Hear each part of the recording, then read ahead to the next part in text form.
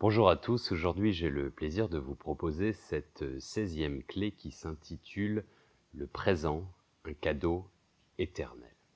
Alors, le présent c'est véritablement un concept absolument abstrait et notamment un peu comme un savon glissant dans la mesure où on peut tenter de le saisir dans les deux sens du terme, saisir c'est-à-dire l'agripper et de le comprendre. Et à chaque fois qu'on pense l'avoir saisi, il a agrippé, en quelque sorte, il disparaît. En effet, le présent, dès lors qu'on en parle, il est déjà devenu passé, en cet instant et dans cette présence. D'autant que le présent, c'est quoi? C'est une seconde, c'est une durée, c'est très difficile à le quantifier. C'est la raison pour laquelle j'aime à dire « le présent est un cadeau, saisis-le à présent ». Alors, avec cette notion double qui est de le comprendre en tant que tel, et c'est surtout aussi de tenter de l'agripper, mais pas pour se l'accaparer, pour justement tenter de l'avoir à disposition. On entend communément j'ai pas le temps. Non, c'est jamais vrai. On ne prend pas le temps.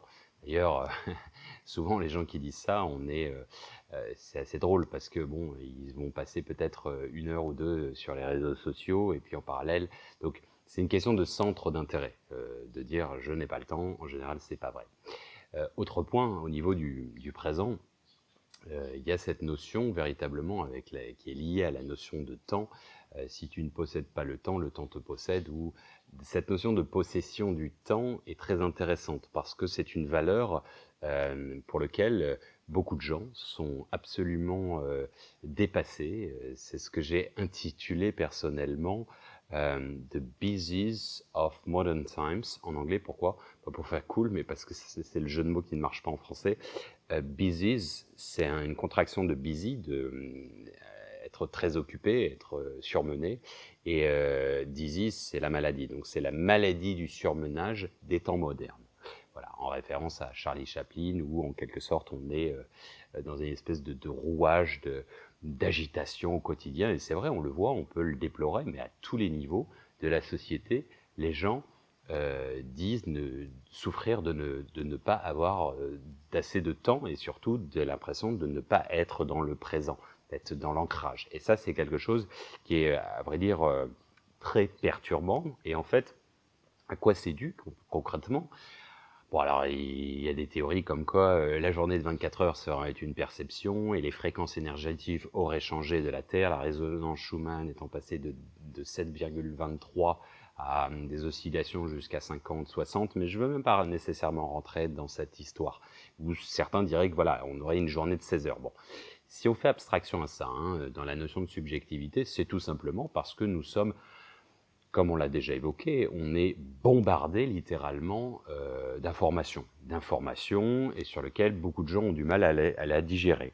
Comme disait le grand soufi Rumi, l'art de la connaissance, c'est de savoir ce qu'on doit ignorer. Et c'est vrai qu'est-ce qu'on a besoin de savoir tout, les faits divers, l'actualité, la dépêche, de savoir que je ne sais pas, le tel star s'est acheté tel garde-robe, s'est refait le visage.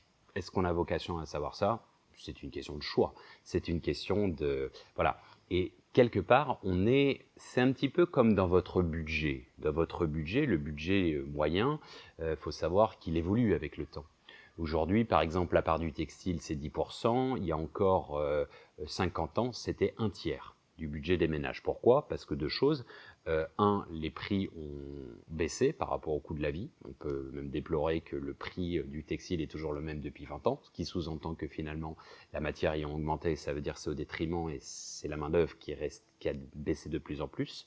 Donc ça veut dire qu'on va toujours produire à moindre coût dans des pays de plus en plus pauvres. Ça, c'est une réalité. D'autre part, en fait, oui, c'est plutôt que ça s'est dilué dans la masse. C'est de la même manière, les États-Unis en 97 font 4% de la population et génèrent 33% de la pollution. Aujourd'hui, c'est moins. C'est pas qu'ils polluent moins, ils polluent plus dans l'absolu, mais c'est plutôt que la balance d'autres pays émergents, et notamment même la Chine, a pris une part conséquente. Donc quelque part, en fait, tout ça pour dire que dans notre vie quotidienne, on a plein de nouvelles activités, notamment, j'insiste lourdement avec cette notion de réseaux sociaux, parce que ce serait intéressant de regarder combien de temps par jour, vous ou même vos enfants, consacrez de temps. Et quelque part, est-ce que, alors si c'est à bon escient, si c'est des choses intéressantes, parce qu'il y a plein de belles choses sur Internet et les réseaux sociaux, je dis pas, mais après, s'il s'agit de liker, disliker des petits chachas, des petits... bon, est-ce que ça a un intérêt ou de regarder des trucs un peu distraction, ok, ça change un peu la tête, mais parfois on a tendance à scroller, enfin, j'y suis pas, mais beaucoup de gens déplorent se dire, mais en fait, ils s'envolent parce qu'ils se disent, mais c'est comme une addiction, je suis là pendant 2 heures à rien faire et à scroller, à regarder en gros des choses pas consistantes, etc. Bon, bref, de tout ça pour se dire qu'avant ça n'existait pas, donc c'est vrai qu'on avait un peu plus de temps. Certains regardaient passer leur temps à regarder la télé et sur des choses où il y avait moins de chaînes aussi. Bon, tout ça pour dire que le présent, en fait, pourquoi c'est aussi important de se focaliser sur le présent? Parce que nous avons tendance dans cette pluie informationnelle, et nous avons tout est fait au niveau des réseaux sociaux et autres applications pour faire en sorte de nous, de nous distraire. Donc, les pop-up, c'est-à-dire les notifications qui sortent de nulle part, etc. Vous êtes en pleine discussion avec quelqu'un et boum, vous le sentez, en fait, vous le voyez. Donc ça fait un pop-up, ça fait quelque chose qui survient, donc vous le voyez. Et vous avez envie de regarder le message. Donc en fait, sans arrêt, ça a tendance à nous mettre, que ce soit... alors, je parle des réseaux sociaux, mais c'est toutes ces applications. Je ne vais pas les citer nécessairement, mais peu importe. Les WeChat, les WhatsApp, les Instagram, etc. Plus on en a, et plus c'est vrai qu'on est sollicité à outrance. Si bien que parfois, on s'égare de l'essentiel de ce qu'on a à faire si on ne sait pas prioriser, et on ne sait pas aussi le mettre, par exemple son portable, le mettre en mode tout simplement off de temps en temps, pour se dire, voilà, je me concentre sur quelque chose. Mais ça en est à savoir, pour vous dire à quel point je suis obligé de faire un peu la police et de bien gérer ça, enfin, je le fais plus, mais au niveau du management de certains de mes employés. Parce qu'il y en avait qui abusaient. Moi, je m'en fous, on peut passer... c'est un peu comme celui qui va fumer une clope, c'est une pause, il n'y a pas de souci. Mais si ça y passe des 45 minutes, des heures et des heures et des heures, c'est plus correct, quoi. Et du coup, en fait, quelque part, ouais, que ce soit au niveau de s'astreindre, de le faire pour soi. Moi, j'ai tendance le soir à le couper parce que j'ai pas envie d'être submergé d'informations, des trucs qui vont me contrarier ou bien qui vont demander que je réagisse tout de suite, etc., etc. Ça, c'est important de savoir couper la vanne. Et ça fait partie en fait du management que l'on s'opère. C'est une discipline en quelque sorte qui est à mon sens important. Alors, on en revient au point essentiel qui est vraiment le présent. Et le présent, en fait, pourquoi? Parce que nous sommes dans une société, et qui, c'est pas nouveau non plus, mais on a tendance, c'est prouvé scientifiquement, à 90-95% à ne pas être dans le moment présent. C'est que systématiquement, on ressasse son passé. Alors, c'est pas forcément douloureux, hein, c'est pas les vieux dossiers, style son ex, un deuil, etc. Ça peut être tout simplement, je sais pas, je fais une activité, je suis en train de conduire, et puis je vois même pas la route, parce que je le fais complètement instinctivement, je suis en pilote automatique, littéralement, et je repense à la réunion de la veille, je repense à ce qu'on s'est dit avec mon mari, machin, je repense à mes enfants, etc. Et je me fais des films. Enfin, des films, je reconstitue le film du passé. Ou bien je pense au futur. Ah bah tiens, ouais, il faut que j'achète ça au supermarché. Ah, je vais faire ceci, cela, ce soir, au repas. Je pense à ma présentation du lendemain, de la veille, etc. Etc. Et en fait, je ne suis pas dans le moment. Si bien que, ah tiens, on est déjà là. On est déjà là en voiture. Parce qu'on n'a pas vu les images. Enfin, plutôt moins, on les a vues, mais on ne les a pas imprimées. De la même manière, ça arrive que vous êtes là et vous dites, mince, j'ai fait ça parce que vous n'étiez pas là. Vous étiez un zombie, vous étiez un figurant de votre vie. Donc l'idée, en fait, c'est de reprendre les rênes de sa vie et savoir être acteur. Et être acteur sous-entend que vous êtes pleinement absorbé dans ce que vous faites. Et ça, pour le coup, c'est véritablement, et moi le premier, hein, quand je vous dis ça, je ne m'extrais pas en disant, j'ai eu tendance pendant très longtemps à être être comme ça, en fait. Et la notion, en fait, d'être vraiment profondément ancré dans le présent, crée des choses absolument fabuleuses. Et on va voir ce que ça fait. Alors, quelle est la technique? C'est ce qu'on appelle la mindfulness, la pleine conscience. La pleine conscience, comme je vous ai dit, c'est pas nécessairement une méditation où vous fermez les yeux et vous ressentez avec vos 5 sens. Non, c'est d'être absorbé. En fait, c'est être en veille en quelque sorte. Ça veut dire que la méditation à la base ça veut dire le centre, ça veut dire se recentrer sur soi-même, enfin se recentrer son attention. C'est un point de focalisation à vrai dire. Donc je vous donne un simple exemple, vous êtes en train de préparer le repas, vous êtes vraiment dans l'instant, mais pas dans l'instant même où vous pouvez l'élargir, c'est-à-dire vous coupez les carottes, vous êtes dans chaque morceau que vous coupez. Vous n'êtes pas « je l'ai fini et donc je vais le mettre, j'en sais rien moi, dans le plat, etc. » Non, vous êtes vraiment absorbé là-dedans. Alors ça ne veut pas dire que vous êtes non plus que ça, parce que s'il faut la cuisson, penser à d'autres choses. Vous pouvez avoir un champ de conscience, c'est pas encore la même chose. Mais véritablement, vous êtes à fond dans ce que vous faites. Ça veut dire que vous lavez la vaisselle, et en fait c'est initiatique. Parce que toute tâche comporte quelque chose de, je dirais même, de sacré, de mystique. Quand je vous ai dit, quand on est enthousiaste, ça sous-entend qu'on est traversé par le divin. Et quelque part, même quand toute initiation, passer du temps dans des ashrams et tout, on s'enseigne comme ça, à nettoyer le linge, à nettoyer, enfin faire des tâches qui peuvent sembler parfois de la vie de tous les jours et parfois aussi un peu ingrates. Et en fait, non.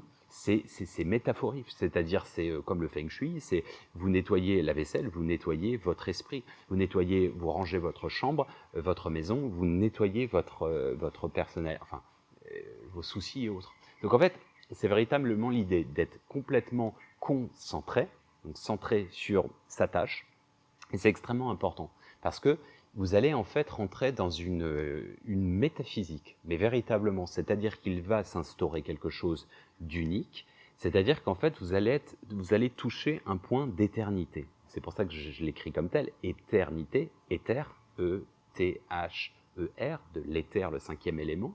En fait, c'est un temps suspendu. Et en fait, quand on est vraiment absorbé dans l'instant présent, ce temps, vers l'unité, justement, c'est qu'il devient très intense. Et cette grande intensité va vous permettre non seulement d'être encore plus, avoir décuplé vos sens, etc., d'avoir une réactivité et sentir le poumon cosmique, etc., la connexion, etc., les synchronicités, mais de surplus, quand vous allez réactiver ce moment, eh ben, il va être encore plus intense. C'est comme si vous aviez une vision en HD, en haute définition, et que de la même manière, vos souvenirs seront encore plus riches en intensité. Et ça permet vraiment, en fait, si vous voulez, tout est en point d'attention. C'est-à-dire que, vous le voyez, si je vous donne un exemple, vous devez vous occuper de 10 gamins, vous ne pouvez pas être sur tout le monde. Il y a un moment, vous allez lâcher du lest, l'un va peut-être faire des conneries, etc. Si vous avez qu'un gamin sur lequel vous vous occupez, vous en occupez mieux. C'est le même pour tout. Si vous avez juste un compagnon ou une compagne, c'est quand même un peu plus facile. Bon, on a bien compris l'idée. Donc, en fait, c'est vraiment important de se focaliser à ce sens, parce qu'en fait, ça va permettre de décupler vos sens et véritablement, vous allez petit à petit, tous les masques, etc., de la personnalité vont commencer à s'estomper. Vous allez être véritablement de plus en plus dans cette notion de « je suis » profondément, c'est-à-dire cette espèce d'âme, cette connivence que vous allez avoir avec l'âme éternelle, et donc du coup, ça va être des instants qui vont être de plus en plus riches, intenses, parce qu'encore une fois, l'éveil, ce chemin éternel, quelque part, transcende. Il fait de l'ordinaire un extraordinaire. Donc ça veut dire que même couper les patates, enfin les éplucher, préparer la bouffe, faire la vaisselle, des tâches qui semblent anodines, on va dire, elles vont revêtre un côté sacré, magique, holistique, quelque part dans le sens de holy style, comme je vous ai déjà évoqué. Et c'est quelque chose qui est vraiment, à mon sens, vraiment fascinant, parce que va s'instaurer cette notion donc du présent. De là, vous allez ressentir une présence. Et la présence, c'est le vivant, quelque part. Et quelque part, il y a un moment, quand dans l'action, quand vous êtes vraiment absorbé, il n'y a plus cette notion égotique dans le sens de « je fais quelque chose ». Parce qu'en fait, c'est. Donc ça va être comme un bloc d'action. Ça veut dire qu'il y a une dissociation avec l'acteur, l'observateur, etc. Il va se passer quelque chose vraiment qui est pas explicable avec des mots. C'est pour ça que là, j'ai du mal mais une fois que les gens ont ressenti ce pouvoir de l'instant, quand le temps, enfin l'un se tend vers l'éternité, ça devient véritablement magique. Alors, il y a un autre terme, dans le présent, vous avez notamment dans le langage des oiseaux, la langue verte mystique, on peut entendre en anglais present, present. Ça veut dire to send au participe passé, ça veut dire qu'il aurait été au préalable envoyé. Alors ça c'est intéressant et on va rebondir sur la notion de seconde après. Donc pré-envoyé, ça veut dire qu'il est contingent, il est potentiel. De la même manière, si vous entendez le mot maintenant, on peut entendre deux choses. On peut entendre qui maintient, donc qui suspend en fait cette réalité, cette existence, et par ailleurs, on peut aller même plus loin, on peut se dire que c'est maintenant, ce sont des mains tendues, qui tendent. Okay, donc c'est comme si on vous invitait à vous offrir un présent. Et d'ailleurs, présent, c'est aussi un cadeau. Et bon, c'est la notion de carpe diem, dans l'absolu. Carpe diem, cueille le jour, ça veut dire tout simplement sois dans le présent parce que ça t'apportera une richesse extraordinaire. Alors, si on va plus loin dans cette notion sémantique quelque part et le mystique, et après on reviendra sur du plus pragmatique, la seconde, moi je me suis amusé et depuis que je suis adolescent, j'ai toujours tiqué sur cette notion de seconde parce que bon, on a toujours appris de manière pourquoi c'est pas une deuxième, parce que deuxième ça sous-entend un ordre, d'accord, donc ça sous-entend qu'il y a un ordre et qui dit seconde, pourquoi on ne parle pas d'une première? Est-ce que la première serait cachée? Et en fait, je me suis rendu compte que ça existait dans quasiment toutes les langues. C'est-à-dire que vous l'avez dans les langues anglo-saxonnes, de Sekunde, en allemand, seconds en anglais, c'est la même chose. Dans les langues slaves également, polonais, différentes, toutes les langues slaves d'ailleurs, également dans les langues scandinaves, donc, qui ne sont pas du tout à la même origine, auxquelles elles ont des origines indo-européennes, mais c'est très loin. Donc, mais même dans les langues nordiques, donc en norvégien, en suédois, etc., en danois, et également aussi dans les langues latines, la seconde, en portugais, en italien, en espagnol, en roumain également. Et on peut aller même plus loin, même en chinois, dong, ça veut dire deuxième, deux en fait. Quand vous comptez san, c'est comme ça. Et en fait, c'est intéressant parce que ça implique qu'il y a un truc avant. Ok, donc quand vous comptez 1, 2, 3, c'est pas 1, 2, 3, 4, c'est pas vraiment c'est pas un temps quelque part. On peut, alors c'est une fantaisie de l'esprit, mais je me suis toujours posé cette question si en quelque sorte à chaque seconde il n'y avait pas entre guillemets la roulette russe, ok, qui tourne et que chaque seconde n'est qu'un état parmi tant d'autres. Et en quelque sorte, la première serait une sphère de probabilité quantique sur lequel chaque seconde serait la résultante en tant qu'un état qui se fige en quelque sorte. C'est vraiment, je ne l'ai jamais lu, je ne sais pas, c'est pas scientifique, c'est une pure fantaisie de l'esprit peut-être, mais en l'occurrence, ça m'évoque ça en fait quelque part. Alors bon, il n'y a rien de véritablement, je vous invite à méditer. Je l'ai écrit pas mal de fois dans différents ouvrages, encore une fois, pas comme une vérité, c'est juste une vue de l'esprit, voilà, peu importe. Alors, revenons à des connotations plus peut-être pragmatiques dans la notion de l'instant et notamment de la pleine conscience. Alors, pourquoi c'est aussi important ce fameux ici et maintenant? Parce que je vous ai déjà expliqué sur la notion d'espace-temps, il n'y a qu'une juxtaposition de petits ici et maintenant. Ici et maintenant, le début de la vidéo, c'est encore un ici et maintenant. Et en fait, ce qui sépare, c'est juste de l'espace. C'est juste de l'espace qui s'est dilué dans l'univers, etc. Ni plus ni moins. Mais ça n'est que des fragments. Et encore une fois, on ne va pas refaire ce qu'on avait expliqué avec la notion de filtre, mais votre conscience, ça n'est autre qu'un filtre pour dissocier le bloc entre le passé, le présent et le futur. Mais là où ça devient intéressant, c'est que le pouvoir de l'instant présent, quelque part, il est aussi, non pas curatif, mais en fait, il permet de vous reposer aussi. C'est-à-dire qu'en fait, quand vous êtes complètement absorbé dans ce que vous faites, si vous avez une rupture, ou, etc., si vous avez une blessure ou un deuil, vous l'oubliez sur le coup. Vous ne vous rappelez pas sans arrêt « Ah mince, c'est vrai, je suis triste ». Bon, alors on peut me dire oui à l'extrême, si on a un... bon, oui, ça peut revenir, il y a des résurgences, peut-être, mais on va dire si vous aviez une contrariété ou un truc, ou même un stress, que ce soit passé ou dans le futur, une anticipation. Bon, votre réunion de demain, si vous êtes à fond dans ce que vous faites, la réunion de demain, elle est demain. Je veux dire, demain, c'est demain. Si vous extrapolez comme ça dans une semaine, est-ce que vous avez besoin de vous faire du souci pendant une semaine? Peut-être. Dans un mois, bon, dans un an, oh, ça va encore. Dans 10 ans, et ainsi de suite. Dans 50 ans, non. 50 ans, 30 ans, etc., c'est loin, donc on ne se fait pas trop de soucis. Mais cette fameuse réunion, et en fait, si vous voulez, d'où l'intérêt de l'enfant éternel. Moi, je me souviens de poser la question à un gamin, il est là, il est absorbé par son jeu, etc. Et je lui pose la question, t'as école demain? Et il me dit, il met son jeu sur pause, je sais pas. Maman, demain, j'ai école. Parce que le demain, il s'en fout, à vrai dire. D'ailleurs, il y a une étude assez intéressante qui a été faite parmi plus de 30 000 gamins. Dans 100% des cas, ils préféraient un bout de chocolat tout de suite, donc dans le maintenant, dans le présent, plutôt qu'une plaquette de chocolat dans une heure. Pourquoi? Parce que dans une heure, pour eux, ça ne signifie absolument rien. Ils ne savent pas ce que c'est. Donc ils sont dans un présent perpétuel.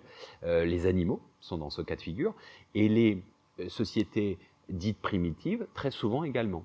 Et ou aussi les civilisations, on va dire, avancées, qui ont disparu, qui auraient existé, donc l'Atlantide et autres, auraient été exactement aussi beaucoup plus ancrées dans le présent. Alors, ça, cette vertu, en fait, tout simplement, de ne... le stress, il disparaît, parce que vous êtes dans votre truc, et votre passé, le passé est mort, et le futur, il n'existe pas encore. Enfin, pour vous, j'entends. Il existe, mais pour l'instant, vous n'avez pas de rapport avec lui. Donc, pourquoi stresser? La peur n'évite pas le danger, comme on dit, mais alors, vous allez me dire, c'est conscientisé, c'est rationnel, oui, mais plus vous pratiquez ça, moins vous aurez ce stress. Alors, véritablement, je vais vous donner un simple exemple qui va peut-être vous faire sourire, mais qui est une preuve qu'on l'a déjà pratiqué. Vous devez vous réveiller, n'importe quoi, à 6 h du matin, ou 7 h, à 6 h du matin. Et puis, vous vous réveillez et vous voyez 5h59. Et là, vous dites, oh non, je suis fatigué. Et là, vous dites, bon allez, tant pis, j'ai 1 minute pour me rendormir. Et là, vous fermez l'œil et vous vous rendormez. Alors, vous savez que ça va être une catastrophe, c'est-à-dire que dans 1 minute, le réveil va sonner, ça va être un coup de massue, ça va être encore bien pire, parce qu'en théorie, normalement, quand on s'est réveillé, mieux vaut ne pas repartir dans un cycle, parce que c'est encore pire. On le sait, on le conscientise, mais on l'a tous fait, de se dire, bon allez, tant pis, on s'en fout, dans 1 minute, c'est dans 1 minute. Donc, vous êtes dans un instant présent, vous êtes dans la pleine conscience à ce moment-là. La minute dans le futur, vous en foutez. De savoir que vous allez payer, c'est la même chose quand vous dites « Ah, je vais faire la fête » et puis vous savez que le lendemain va être dur. Vous allez fêter, vous avez un mariage, vous avez, j'en sais rien, moi, un réveillon, vous avez un truc où ça va être un peu arrosé. Vous savez que vous allez vous taper une grosse barre le lendemain, vous allez avoir une gueule de bois si vous abusez, et vous le savez, mais vous en foutez, parce que demain, c'est un autre jour. Bon, alors, c'est dans ces deux cas extrêmes où on l'a déjà expérimenté, plus ou moins, on va dire. Donc, ça, c'est vraiment un schéma que je vous invite vraiment à appliquer au quotidien, parce que c'est quelque chose qui va vous permettre véritablement d'avoir plus de sérénité, à vrai dire, et vous préserver dans l'absolu. Alors, je vous invite, en guise de pratique, à faire la chose suivante. Pendant 24 heures, vous tentez l'expérience d'aller le plus loin possible, d'être toujours dans l'instant présent. C'est-à-dire que vous préparez vos affaires, et ça va vous donner en fait une sorte de notion de rituel. C'est-à-dire qu'en fait, vous allez bien faire les choses. C'est-à-dire qu'en fait, quand on observe des maîtres de tai chi, qigong, etc., les arts martiaux, la manière dont ils préparent les choses dans la méditation, en fait, c'est comme s'ils faisaient un rituel. Leurs gestes sont toujours cadencés, etc. C'est assez noble, c'est assez artistique, quelque part. Et quand vous insufflez ce rythme, quelque part, votre vie va commencer à changer. d'accord? Je vous invite vraiment à le faire. Alors, vous vous dites, voilà, à partir de 6 h du matin, quand vous vous levez, peu importe, le but du jeu, c'est d'aller le plus loin possible dans ce fait d'être dans l'instant présent. C'est-à-dire, je ne suis pas à me dire ce que je vais manger le midi ou le soir, etc. Et dès que vous avez une pensée, parce que ça va arriver, eh ben, vous revenez à votre instant présent. Alors, vous pouvez avoir un mot technique, un moyen mémotechnique et notamment un mot technique qui vous rappelle à la raison, entre guillemets, je ne sais pas, ça peut être justement présent, ou bien le présent est un cadeau. Vous voyez, à chaque fois qu'il y a une pensée, un petit nuage, on le verra pour la méditation, pour la pratique, enfin, dans une vague, une série de vidéos sur la pratique, mais disons que c'est comme un nuage qui vient, une pensée, vous n'êtes pas obligé d'y prêter attention et d'y mettre du crédit. Donc ça survient, peu importe, c'est pas grave, c'est comme comment dire, un pop-up, c'est comme une notification. Oui, bah vous le voyez, passez à autre chose. Donc ce système de se dire, de s'appliquer, le présent est un cadeau, le présent est un cadeau, ou bien ça peut être aussi du positivisme, hein, du genre je suis en pleine harmonie, je suis en pleine harmonie, ce genre de choses, ça vous ancre en fait dans la matière. Donc, mais c'est important de faire ce test, ce jeu, comme de manière ludique, pour voir, parce qu'au début c'est un peu compliqué, mais après c'est un peu comme une gymnastique, c'est comme du stretch. Il y a un moment, vous êtes au début, vous ne faites pas de sport et vous n'en avez jamais fait, vous faites un peu de yoga au début, vous dites « Oula, je suis souple comme un morceau de bois, quoi, ou une barre de fer. » Et puis, bah, au bout d'un moment, ça vient. Donc, c'est une gymnastique et il faut pratiquer un maximum. Et au bout d'un moment, ça va venir et vous allez décupler ces capacités qui sont vraiment un joyau, un cadeau. Alors, je vous invite aussi à faire ce test d'essayer une autre technique, c'est de visualiser comme si vous étiez un projecteur de lumière. Alors, ça envoie aussi du prana, hein, ça permet aussi d'activer l'éther, hein, ce 5e élément, et ça donne de l'attention à la personne. Donc, par exemple, quelqu'un parle et vous l'écoutez, et vraiment avec intérêt. Vous pouvez être absorbé dans son aide, dans toute son entièreté, de ce qu'il dit, de la forme, etc. Oui, c'est tout ça en concept, mais vous ne pensez pas à autre chose. Vous êtes vraiment dans le truc et en passivité. Et puis après, quand vous intervenez dans la discussion, voilà, mais de visualiser avec justement cette lumière permet justement d'être vraiment ancré dans le présent, qui encore, j'insiste lourdement, est un présent, est un cadeau, saisis-le à présent. Voilà, je vous invite véritablement à méditer activement, passivement et intuitivement sur ces différents éléments, de regarder la vidéo différentes fois s'il le faut, prendre des notes éventuellement, reformuler, synthétiser, d'en faire part à vos amis, vos congénères, etc. pour voir votre capacité à retranscrire, de voir si vous avez bien compris, on va dire, et puis de là, en fait, pourquoi pas de partager cette vidéo, comme ça vous verrez la perception d'autres personnes, et de là peut-être que vous allez élargir votre champ de conscience, parce qu'il s'agit d'une clé. Petit à petit, vous allez tailler votre propre passe-partout pour ouvrir les champs de conscience que vous souhaitez. Voilà, encore une fois, je vous le redis, tous les chemins mènent à Rome et au Dôme. À bon entendeur, salut, à très bientôt.